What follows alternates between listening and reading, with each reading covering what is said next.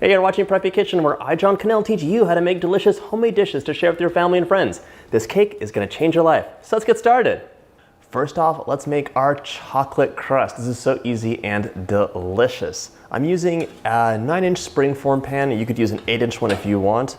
You could even use a 10-inch one. Your cake will just be thinner, so FYI.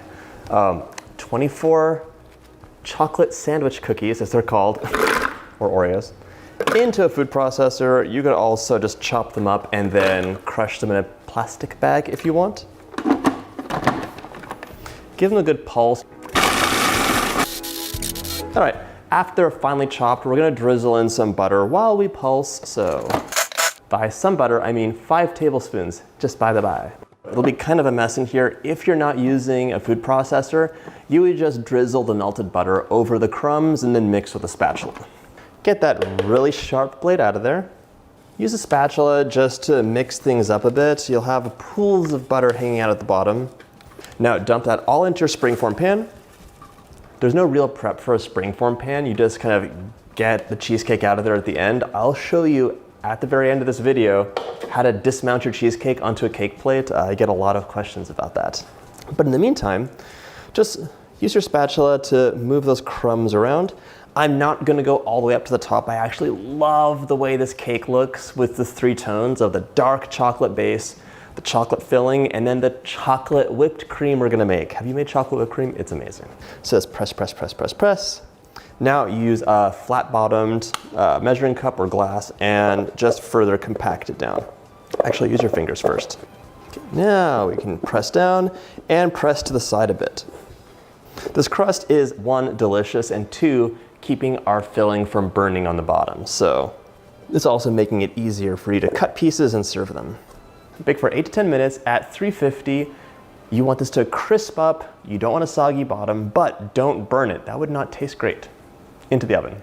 My crust is out of the oven and cooling over there, and while it cools, we're gonna make an amazing ganache to flavor our chocolate cheesecake. So here's the deal. I'm using 1 cup of bittersweet chocolate, and then 3/4 cup of semi-sweet chocolate chips. In you go. I like that nice combination of like a little bit sweet, a little bit bitter, but you could use all bittersweet, all semi-sweet. It is your cake, you do you. Onto my chocolate chips, I'm pouring 1/4 cup of hot, freshly brewed coffee. The coffee is gonna make a really pungent, strong one, but it's gonna be amazing mixed in with all the other ingredients. Give this a minute, let it hang out, and then we're gonna pop this into the microwave for like 20-second intervals. Give it a stir, and then just like let it sit. And yes, I drink a lot of coffee. ناقصتك مقاضي طازجة؟ اطلبها الحين من هانجر ستيشن ماركت.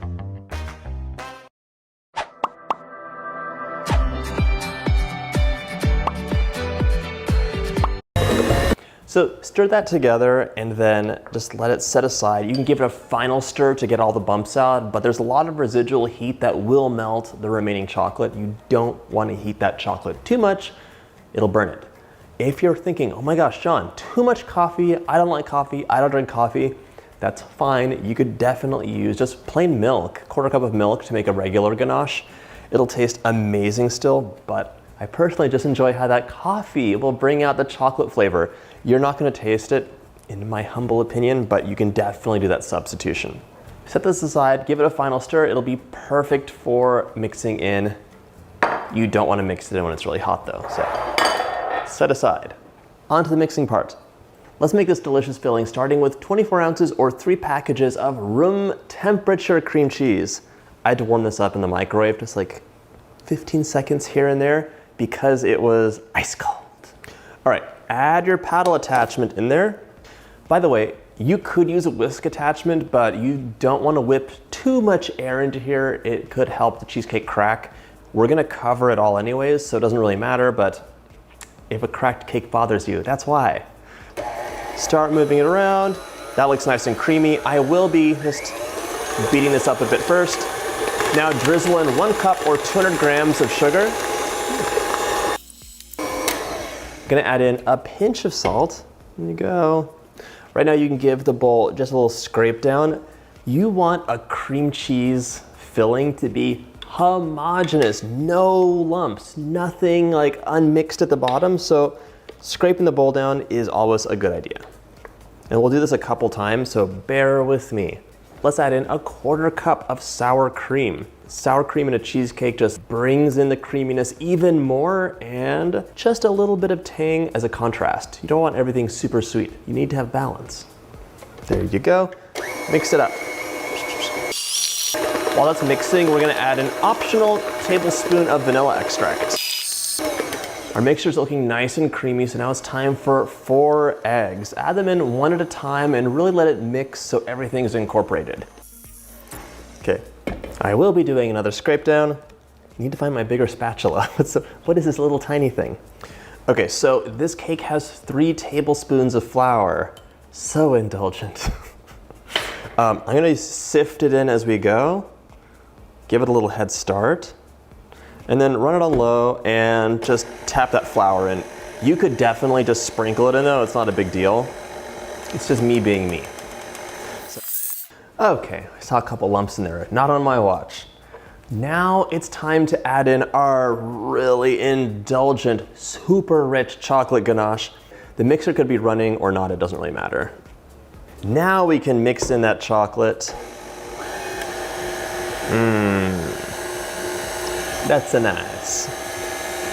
Love that color. So the inside looks beautiful, the outside looks lily white. Not acceptable. This is your last scrape down of the day, just by the by. Okay, last mix. All right, that looks glorious. Now it's time to pour it into our crust and get it into the oven. So pour that into the crust. Oh my gosh, the color, I cannot stand it. It is like the perfect chocolate color. Just give it a little level, jiggle, jiggle, jiggle. And if you want, you can just kind of scrape that around. We're gonna pop this into the oven at 325 for 20 minutes and then reduce the temperature to 300 and bake an additional 30 minutes. If you want, you can add a little ramekin full of water into the oven to like steam things up, but that's optional, not necessary. My cheesecake is chilled, which means it's time to make the ganache and the whipped cream and everything else. So I'm using 1/2 cup, but you could use 1/3 cup of chocolate. I kind of want an extra thick layer, and you're gonna see why in a moment. And then 1/3 cup of heavy cream. Give this a couple 20-second bursts in the microwave. It might just be 1 or 2, and then we're gonna be right back for our delicious ganache. This ganache looks really thin right now, but it'll set up really, really, really fast when it's on our chilled cheesecake. So don't worry about it. Just let it hang out and do its thing while we whip up that chocolate whipped cream. This is amazing, and you're gonna be putting it on everything. Let's go.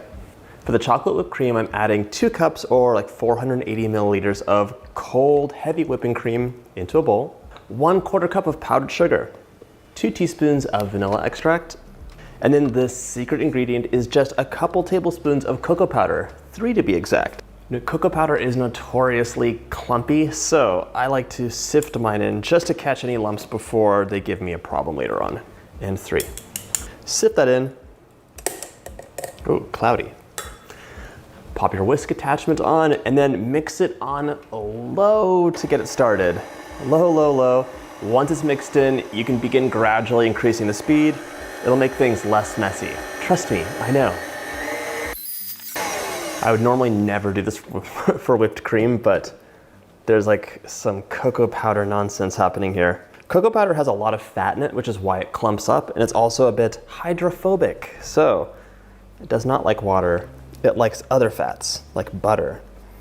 Mind you, the cream has a lot of fat in it, but still, there is some resistance to mixing. Continue whipping. I'm still watching it.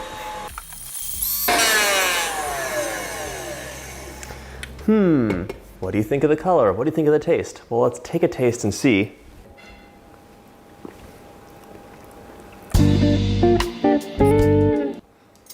Well, the taste is great. You can see I have nice, really stiff peaks. It's gonna be perfect for piping. Now, I have a confession to make. My cheesecake cracked in the oven. Okay, wanna see it? What? It just happens sometimes, but it's okay. We're gonna cover this completely. It's gonna be really beautiful, and no one will ever know except for you and me. I want to show you how to dismount the cheesecake onto a cake stand. I get a lot of questions about that. I tried doing this in a different video and I realized that I had put the springform pan together with the bottom upside down, so it was trapped. It was like a nightmare. But this time I did it the right way because the springform pan only attaches one way. Here you can see that we have these really nice layers, and what you can normally do is kind of just lift it up. So push down in the middle and pop it up if it's baked, and try adjusting it. This is gonna slide right off. So excited. And then just, there you go. Really easy, just the way baking should be. Okay, center that out. Right now, we're gonna cover the top with our ganache, and you can see it's set. Pour some of that onto your cheesecake. Whoa, that's beautiful. And now use an offset spatula or knife to just smooth out a layer towards the edge. Give it a little jiggle, help level things out, and we can pop this into the fridge to set completely. It should only take like 2 minutes, so I'll be right back. So the boys are having lunch right now. You might hear them in the background, but in the meantime, we're gonna finish this cake. I'm transferring my chocolate whipped cream to a piping bag fitted with an 846 attachment. That's like a large closed star. It's one of my favorite piping tips. We're gonna make little tiny corkscrews while we turn. There we go, so easy. It's always better to underfill your bag than overfill it because it's much easier to grasp and have control over if the bag's not completely like bulging out. Ridiculous. Okay. There we go. Look at that. Let's see how it cuts up now. The secret to a clean cut for cheesecake is to wet your knife and clean it after each cut. So, in you go. Look at those layers of chocolate, Oreo base, a chocolate filling, chocolate ganache, and chocolate whipped cream. It is beyond delicious. Before I take a bite, if you like this recipe, check out my cheesecake playlist. All the cheesecakes, all the deliciousness in one.